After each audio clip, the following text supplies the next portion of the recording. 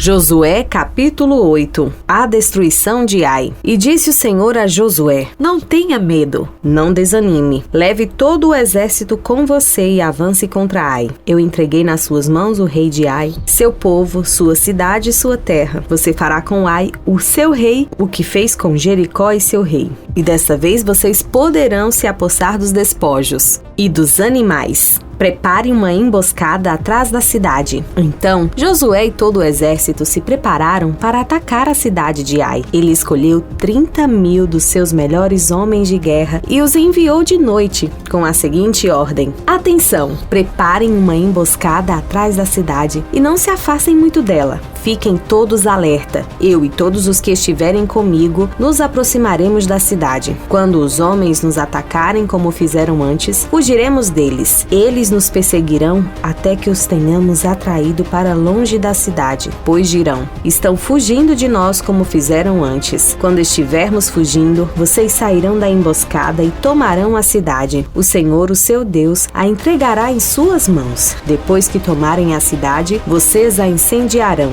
Façam o que o Senhor ordenou. Atentem bem para as minhas instruções. Então Josué os enviou. Eles foram e ficaram de emboscada entre Betel e Ai, a oeste de Ai. Josué, porém, passou aquela noite com o povo. Na manhã seguinte, Josué passou em revista os homens, e ele e os líderes de Israel partiram à frente deles para atacar a cidade. Todos os homens de guerra que estavam com ele avançaram, aproximaram-se da cidade pela frente e armaram acampamento ao norte de Ai, onde o vale os separava da cidade. Josué pôs de emboscada cerca de 5.000 homens entre Betel e Ai, a oeste da cidade. Os que estavam no acampamento ao norte da cidade e os que estavam na emboscada a oeste tomaram posição. Naquela noite, Josué foi ao vale. Quando o rei de Ai viu isso, ele e todos os homens da cidade se apressaram, levantaram-se logo cedo e saíram para enfrentar Israel no campo de batalha, no local de onde se avista a Arabá. Ele não sabia da emboscada armada contra ele atrás da cidade. Josué e todo Israel deixaram-se perseguir por eles e fugiram para o deserto. Todos os homens de Ai foram chamados para persegui-los. Eles perseguiram Josué e foram atraídos para longe da cidade. Nenhum só homem ficou em Ai e em Betel. Todos foram atrás de Israel. Deixaram a cidade aberta e saíram em perseguição de Israel. Disse então o Senhor a Josué: estende a lança que você tem na mão na direção de Ai, pois nas suas mãos entreguei a cidade. Josué estendeu a lança na direção de Ai, e assim que o fez, os homens da emboscada saíram correndo da sua posição. Entraram na cidade, tomaram-na e depressa a incendiaram. Quando os homens de Ai olharam para trás e viram a fumaça da cidade subindo ao céu, não tinham para onde escapar, pois os israelitas que fugiam para o deserto se voltaram contra os seus perseguidores. Vendo Josué e todo Israel que os homens de emboscada tinham tomado a cidade e que desta subia fumaça, deram meia volta e atacaram os homens de Ai. Os outros israelitas também saíram da cidade para lutar contra eles, de modo que foram cercados, tendo os israelitas dos dois lados. Então,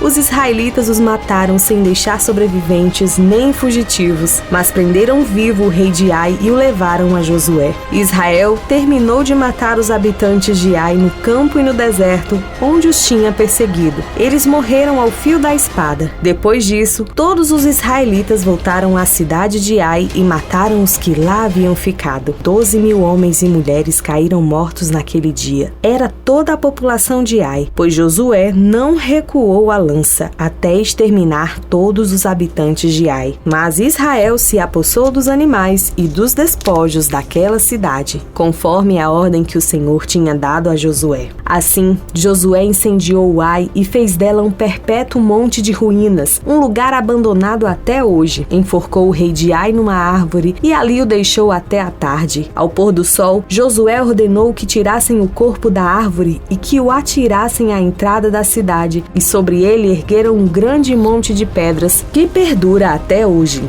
A renovação da aliança no Monte Ebal. Então Josué construiu no Monte Ebal um altar ao Senhor, o Deus de Israel, conforme Moisés, servo do Senhor, tinha ordenado aos israelitas. Ele o construiu de acordo com o que está escrito no livro da lei de Moisés. um altar de pedras não lavradas, nas quais não se usou ferramenta de ferro. Sobre ele ofereceram ao Senhor holocaustos e sacrifícios de comunhão. Ali, na presença dos israelitas, Josué copiou nas pedras a lei que Moisés havia escrito. Todo Israel, estrangeiros e naturais da terra, com seus líderes, os seus oficiais e os seus juízes, estavam em pé dos dois lados da arca da aliança do Senhor, diante dos sacerdotes levitas que a carregavam. Metade do povo estava em pé, de fronte do monte Gerizim, e metade de fronte do monte Ebal. Tudo conforme Moisés, servo do Senhor, tinha ordenado anteriormente, para que o povo de Israel fosse abençoado. Em seguida, Josué leu todas as palavras da lei, a bênção e a maldição, segundo o que está escrito no livro da lei. Não houve uma só palavra de tudo que Moisés tinha ordenado que Josué não lesse para toda a Assembleia de Israel, inclusive mulheres, crianças e os estrangeiros que viviam no meio deles.